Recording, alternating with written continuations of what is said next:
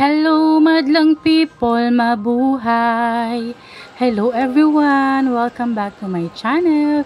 So for today's kwento, samahan nyo kami celebrate ang napaka-special na araw na ito. Nandito nga kami ngayon sa may festival mall para mamasyal at kumain dahil magpa-family bonding kami ngayon. Sobrang saya talaga at iba ang pakiramdam kapag nabibigyan mo ng panahon ng pamilya mo. Lalong-lalo na kapag may mga anak pa tayo na maliliit ay kailangan talaga natin pagtuunan ng oras. Dahil napakabilis lang talaga ng panahon at hindi natin mamamalaya ng mga dalaga at binata na sila. At kahit mahirap, alam natin na darating ang panahon na hindi na nila tayo kakailanganin dahil magkakaroon na sila ng sarili nilang pamilya. Kaya habang maliliit pa sila at habang bata pa, isulitin natin yung mga panahon na tayo yung gustong-gusto nila kasama. Habang naglalakad nga kami paakyat ng escalator, ay may nakita kami ditong lyric ni Mama Mary at huminto muna kami para magdasal. Nagpasalamat lang ako sa dagdag na isang taon ng buhay ko. Kapag umiidad na pala talaga tayo, no, hindi natin mamamalaya na napakasaya na natin at kontento na tayo sa buhay dahil meron tayong masayang pamilya. Dati kasi nung bata ako, kapag birthday ko, gusto ko lang may birthday party. Pero ngayon nagkakaedad na ako,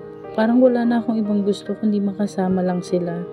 Parang ang tanda ko naman, hindi pa naman ako senior citizen Iba talaga yung nagiging mindset kapag lumalaki yung pamilya mo. Umakyat nga kami dito sa may Pigsy Forest para dito na lang muna kami tumambay at maglaro. Sobrang tagal ko na rin palang hindi nakapunta dito simula nung nagka-pandemic sa atin. Nakaka-amaze pa rin talaga kasi napaka-colorful ng lugar na to. At kapag pumasok ka, parang makatotohanan yung mga nandito. Syempre itong bulinggit na to ay hindi na nagpapigil at umupo na para maglaro. After niya nga mangolekta ng mga basura sa kutsihan, dito naman daw siya para patayin yung mga zombie at nagpagbarilan pa. Napakaganda talaga dito sa loob ng Pigsy Forest kasi akala mo ay nasa loob ka talaga ng palasyong napakadilim. At makikipaghabulan ka sa mga zombie na lalabas. Nakakatuwa nga at ngayon ay bumabawi talaga itong mga ibang establishments dito dahil ilang taon nga rin silang nakasara dahil sa pandemic. Meron din pala ditong Ferris wheel at mga rides para sa mga bata at for sure na matutuwa sila.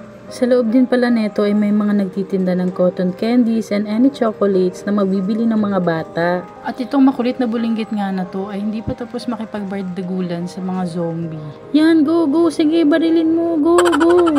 Pagkatapos nga niya makipagbarilan sa zombie ay nagyaya na ako na lumabas. Pumunta kami dito sa may ticket stations para mapalitan tong mga tickets na nakuha niya. Hindi niya pa nga mapasok yan kaya nanghingi na ng tulong sa akin.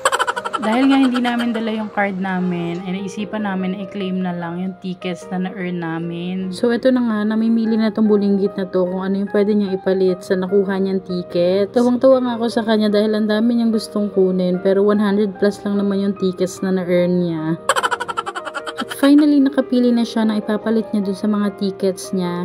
So, ito yung napag-desisyon na niyang kunin, yung mga erasers. Kinuha na nga muna ni ate sa stock rooms nila para ibigay dito sa bulinggit na to dahil napakakulit niya na talaga. Tuwang-tuwa nga siya dahil ang cute daw ng mga bago niyang erasers. So, ayun na nga, lumabas na kami dito sa may Pigsy Forest at ito na nga, tulala ng ate niyo. Iniisip niya siguro kung paano siya makakaligo dito sa may fountain. Dahil nga mahaba-haba yung mga nilakad namin, ay pumunta na kami dito sa McDonald's para kumain. As usual, bida-bida na naman tayo. Ay, love ko pala to. Pero ito talaga yung pinaka-love ko. Charot, okay, bye. Happy birthday, girl! I love you!